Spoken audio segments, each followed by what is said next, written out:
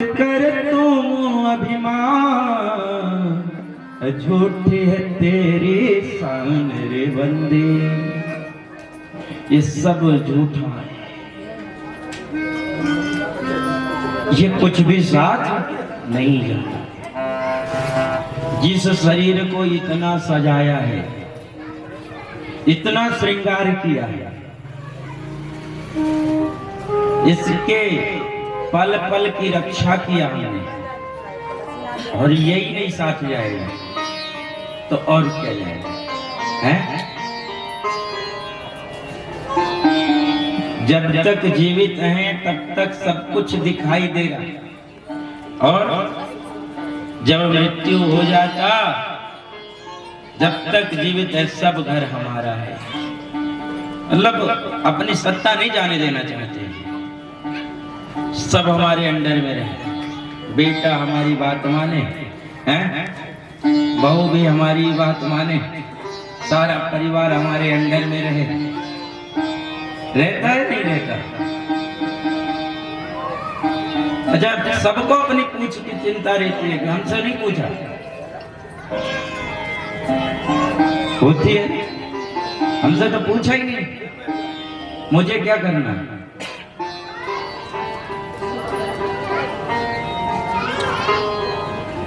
ये होता है।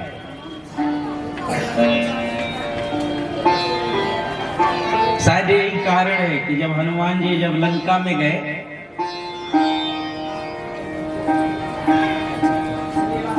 तो रावण ने जब जानकारी जुटाया तो पता चला कि जो भी ये सुग्रीव की सेना है, ये हनुमान जी से पूछ करके सारे कार्य करते। तो बोले इसका एक काम करो, इनकी पूछ में ही आग लगा दो, इनकी पूछ समाप्त हो जाएगी। ये हम यही सोचते हैं कि हमसे तो पूछा नहीं, इसी में परेशान रहते हैं। अहंकार हो जाता है। ये शरीर भी हमारा नहीं है, फिर भी अहंकार रहता है। इस शरीर के बल पे अहंकार रहता है, सुंदरता पे अहंकार रहता है, यौवन पे अहंकार रहता है। ये अहंकार जाता ही नहीं, जाता ही नहीं। कोशिश कर लिया, जाता ही। थोड़ा सा बच्चे घर में पढ़ लिख करके कोई डॉक्टर बन जाए, इंजीनियर बन जाए, कोई जो है अच्छे पोस्ट पे चला जाए, उनका भी अहंकार आ, उनके भी लिए भी अहंकार हो जाता है। कोई रिश्तेदार भी चले जाए अच्छी नौकरी में, उनका भी अहंकार हो जाता है। हमारे तो रिश्तेदार ऐसे हैं,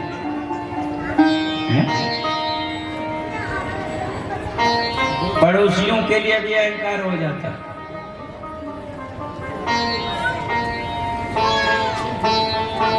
जिस मोहल्ले का मुख्यमंत्री बन जाए तो लोगों को अहंकार हो जाएगा, है? हमारी तरफ, हमारे मोहल्ले का जो मंत्री है, तो ये अहंकार है, और ये सब झूठा है। ये कुछ भी साथ में नहीं जाना। मरने के बाद सबसे पहले कहते हैं जिस घर से बड़ा मोह लगा है बाहर निकालो, इससे घर में मत रखना। बिस्तर से भी उतार देते हैं, जमीन पे सुला देते हैं। अच्छा देखो, शरीर से इतनी घृणा हो गई, और मरने के पीछे एक एक गहना खोल लेती है बहुएं, हैं? है कि नहीं? अच्छा, उस गहने से घृणा नहीं हुई? देखना कान में तो नहीं पहन रखी, निकाल। पांव की पाजे वो भी निकाल लो, रख लो, उससे कोई घृणा नहीं है। और शरीर अछूत हो गया, बाहर निकालो जल्दी।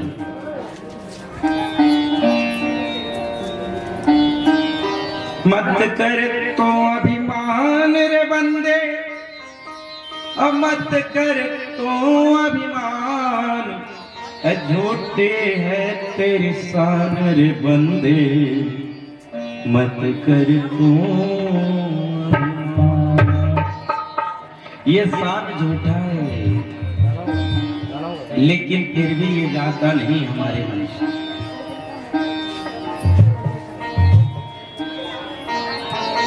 ये लोभ रूपी जो तृष्णा रूपी जो शत्रु है हमारे मन में बैठ गया, भीतर बैठ गया है?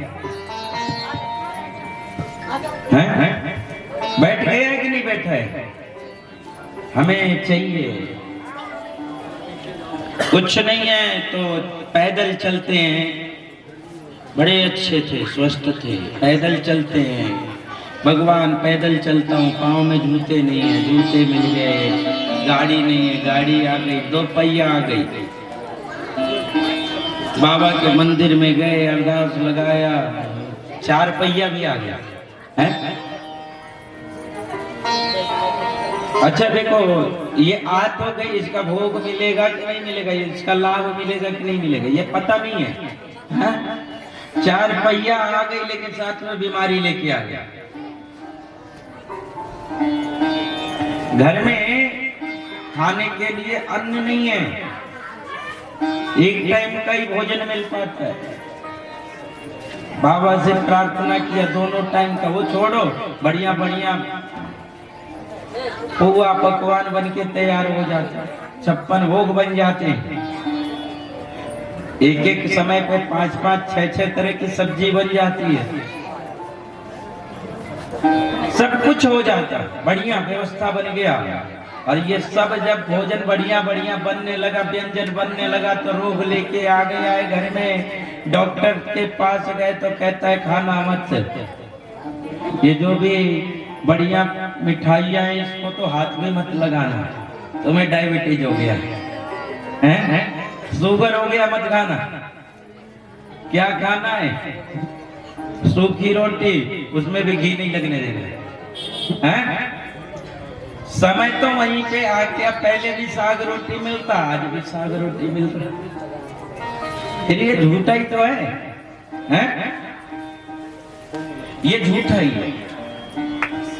पैदल चलते थे, 4 पहिए तक पहुंच गए, और 4 पहिया आ गया। डॉक्टर ने कहा तुम्हारे घुटने में दर्द हो रहा है, ऐसा करो, तुम्हारे ये घुटने खराब हो रहे हैं, अब इसके लिए तुम्हें पैदल चलना पड़ेगा, रोज 2-3 किलोमीटर तक पैदल चलो।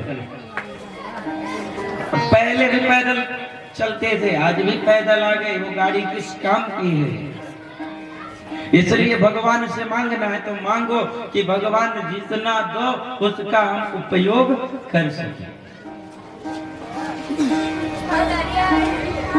नहीं तो सारे दांत टूट जाए तो चना का फायदा क्या है?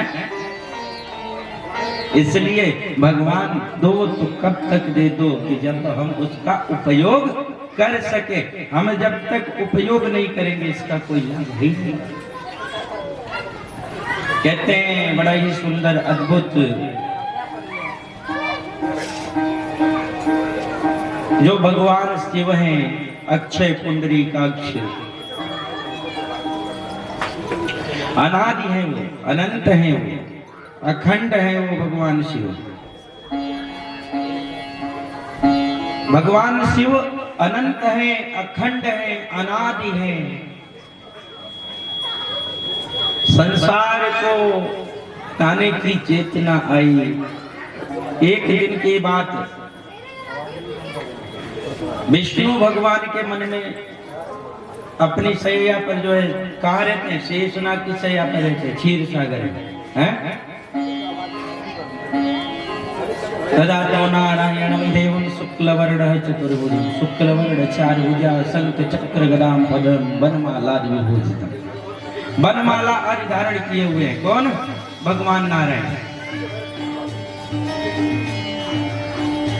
वनमाला आज धारण किए हुए हैं, बड़ा ही सुंदर है भगवान का स्वरूप।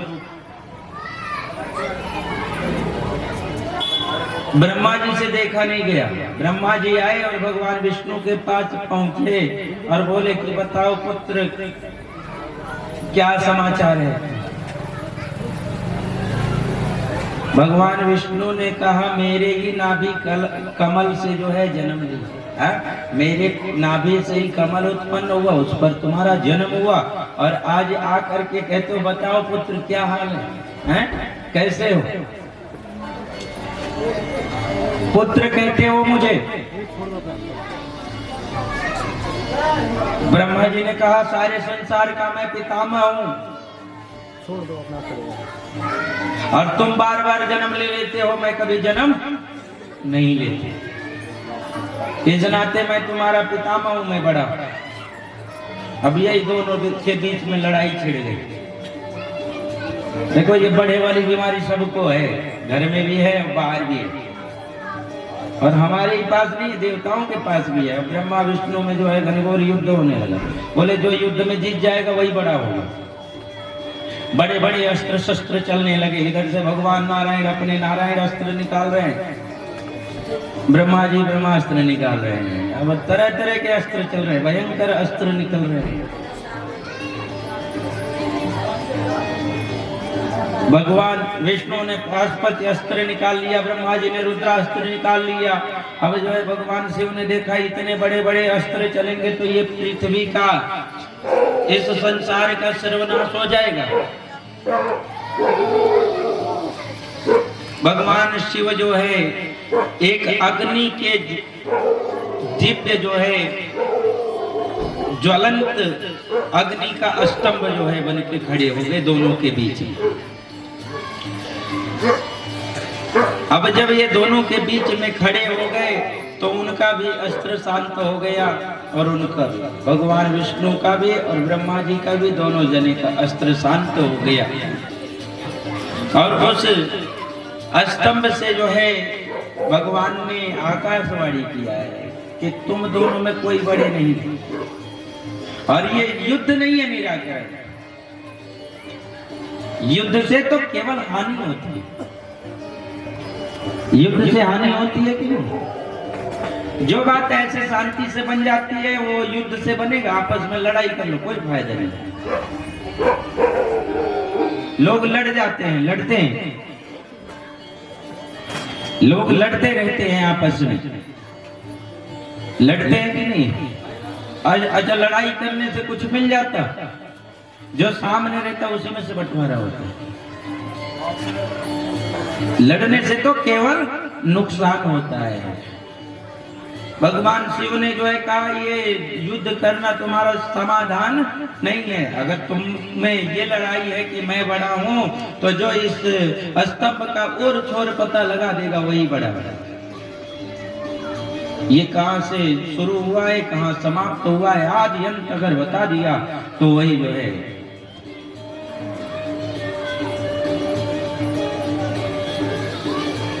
ब्रह्मा जी और विष्णु जी ने दोनों ने आपस में विचार बनाया। ब्रह्मा जी ने कहा सुनो, भगवान विष्णु से बोले सुनो, तुम रहते हो क्षीर सागर में, तो तुम्हें इस स्तंभ का पता लगाने नीचे जाना, और मैं रहता हूं ब्रह्मलोक में, मैं ऊपर रहता हूं, मैं ऊपर जाऊंगा, मैं नीचे नहीं जाऊंगा।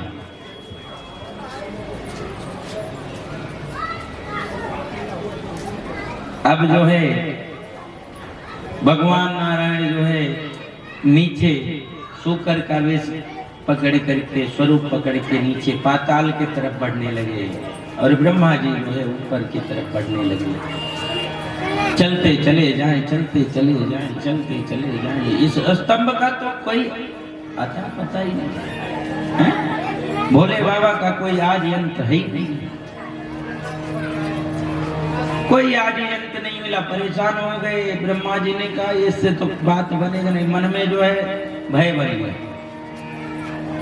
क्या भय बन गया कि विष्णु नीचे गया, कहीं उसे पता चल गया मैंने गलत कर दिया, ऊपर आके मुझे ही नीचे जाना चाहिए था, कहीं नीचे का पता जल्दी मिल जाता, ऊपर का पता मिले ना मिले।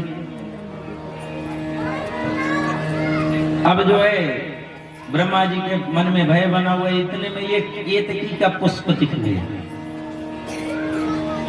ब्रह्मा जी ने कहा ज्यादा ऊपर जाने की आवश्यकता नहीं है, जब इसका पता ही नहीं चल रहा है तो क्या पता। वो केतकी का पुष्प लिए, बोले चलो अब चलते हैं नीचे। भगवान विष्णु नीचे जाते जाते थक गए, बोले इसका पता तो मिलने वाला नहीं है। वहीं से प्रणाम किए वापस हो गए। जब आए तो क्या देखे, ब्रह्मा जी आकर के खड़े हुए। ब्रह्मा जी ने कहा मैं पहले आया हूं, मुझे। भगवान शिव ने कहा बताओ इस स्तंभ का पता चला, आदि अंत कुछ पता चला? ब्रह्मा जी ने कहा मैं लेके आया हूं, इसका प्रमाण भी है मेरे पास। क्या? तो मुझे सबसे ऊपर गया तो ये केतकी का पुष्प मिला है, मैं इसे लेकर के नीचे आ गया। भगवान विष्णु ने कहा मुझे तो कुछ भी पता नहीं, कहाँ इसका आदि कहाँ इसका अंत, मुझे तो कुछ मिला ही नहीं, और ना मैं इसके आखिरी छोर तक गया। भगवान शिव ने कहा ब्रह्मा जी से कि जाओ इस संसार में तुम्हारा कहीं पूजा नहीं होगा। तुम बड़े बनने चले थे क्योंकि तुम झूठ बोलते हो, मिथ्यावादी हो। और हमारे वेदों का सार तत्व क्या है कि सत्यम परम धीमहि, सत्य के शरण में जाना चाहिए। तभी तो कहते हैं सत्य क्या है, हैं? सत्य क्या है बताओ? इस संसार में परम सत्य क्या है? हाँ, परम सत्य भगवान, देखो ईश्वर सत्य। इस संसार का परम सत्य भगवान है कि नहीं? अच्छा, जब ये सृष्टि नहीं बनी थी तब भी भगवान थे। आज सृष्टि है तो भी भगवान है, और सृष्टि समाप्त हो जाएगी तो भी भगवान रहेगा।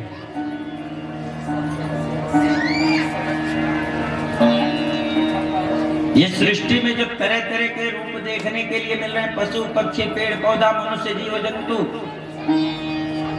ये 84 लाख योनियां, अच्छा इतने सारे मनुष्य हैं,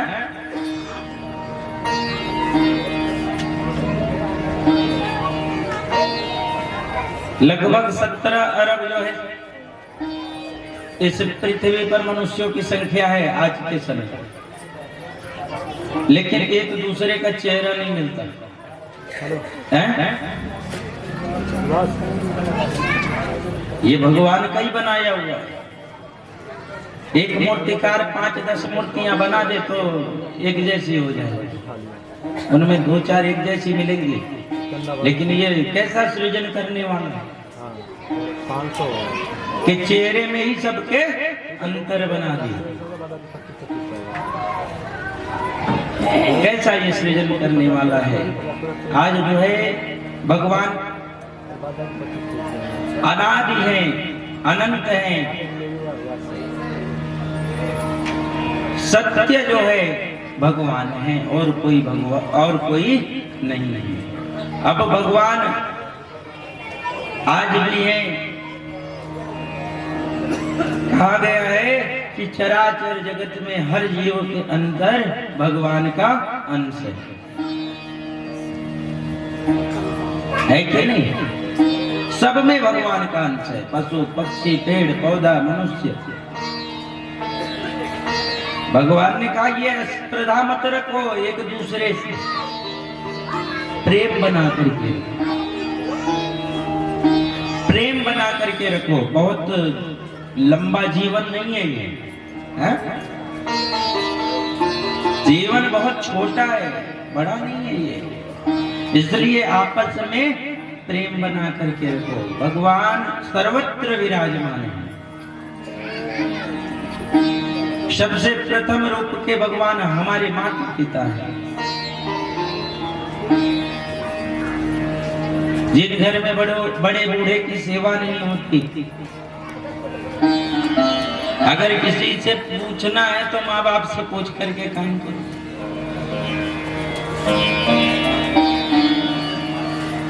अच्छा देखो, माँ बाप भी पूछने के लिए भूखे रहते हैं तो सर, बाकी वो धन नहीं खोजते, बहुत सारा धन ले, जीवन भर तो हमारे लिए ही कमा के धर के गए हैं। अपना युवा अवस्था खराब कर दिया किसके लिए? अपने बच्चों के लिए। और क्या वो बुढ़ापे में तुम्हारा नुकसान करेंगे? लेकिन वो माँ बाप भी बोझ बन जाते हैं। वो माँ बाप जिसने अपना सारा जवानी का आहुति दे दिया अपने संतान को पालने में, पोसने में, सींचने में, और वही माँ बाप जब बुढ़ापा आया तो वही माँ बाप बोझ बन गए। उन्हीं माँ बाप का मार्ग जो है वृद्धाश्रम की तरफ। पाश्चात्य सभ्यता, पश्चिमी संस्कृति,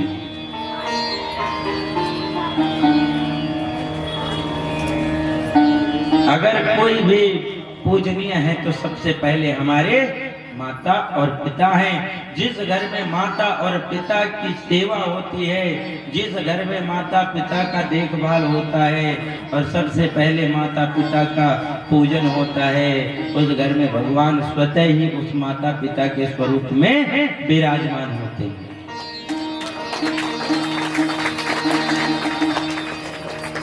ये संसार में भगवान है।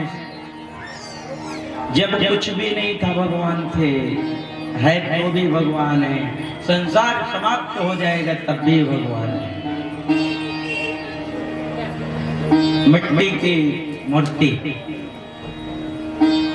भ्रमण करने के लिए जा रहे थे, मार्ग में बड़ा सुंदर सुंदर छोटी छोटी मिट्टी की मूर्तियां बनी हुई है। मिट्टी की मूर्ति बनी हुई है, छोटी छोटी मूर्तियां हैं, बड़ी सुंदर सुंदर हैं। एक जो है राजा बना हुआ, एक उसका मंत्री है, रानी है, सिपाही है, दरबारी है। उसमें बड़ा सुंदर सुंदर कलाकार ने बना करके रखा है। मूर्तिकार मूर्तियां बनाता है, सुंदर, बड़ा सुंदर, जैसे लग रहा है। गए मूर्तिकार के पास कि हमें मूर्ति चाहिए, ये बड़ी सुंदर लग रही है। हाथ रखा, ये कौन है? मूर्तिकार ने कहा ये राजा है। कीमत कितनी है इसकी? 1000 रुपए की कीमत है।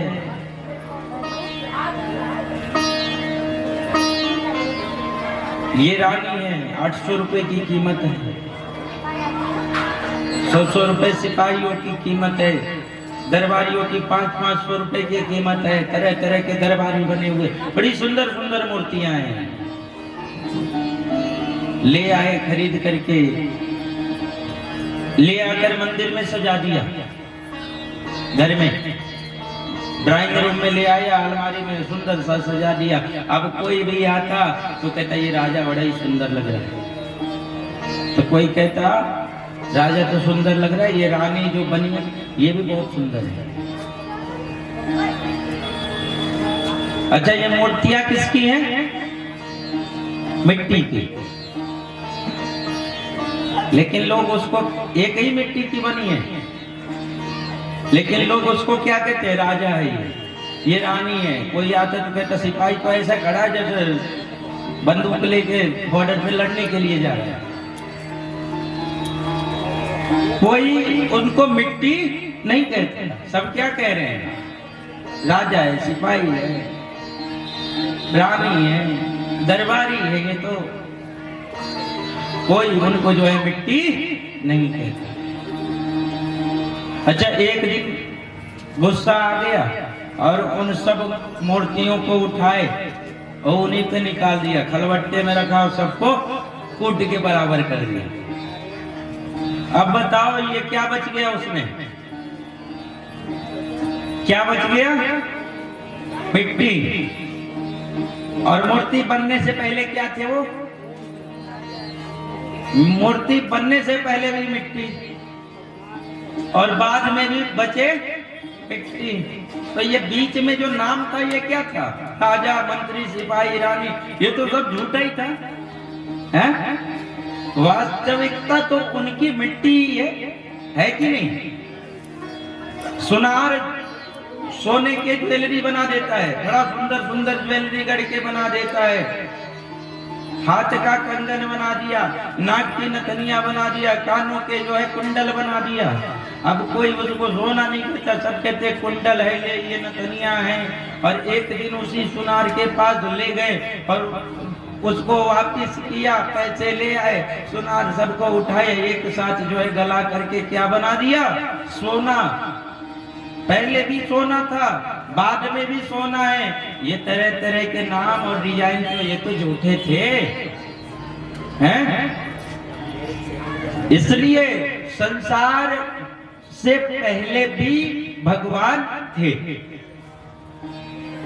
और ये संसार है तब भी भगवान हैं, और ये संसार समाप्त हो जाएगा तब भी भगवान रहेंगे। संसार का अस्तित्व रहे न रहे, लेकिन भगवान का अस्तित्व रहे। यही जीवन का अटल सत्य है, इसीलिए ईश्वर सत्य है और सत्यम परम धीमहि।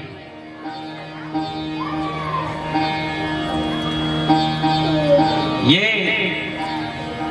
भगवान शिव ने कहा, देखो तुमने झूठ बोला है। ब्रह्मा जी से बोला तुमने झूठ बोला है, इसलिए तुम्हारी कहीं पूजा नहीं होगी। और भगवान विष्णु से कहे कि जाओ, तुमने सत्य वचन बोला है, तो तुम सबसे अधिक संसार में अगर किसी की पूजा होगी तो तुम्हारी।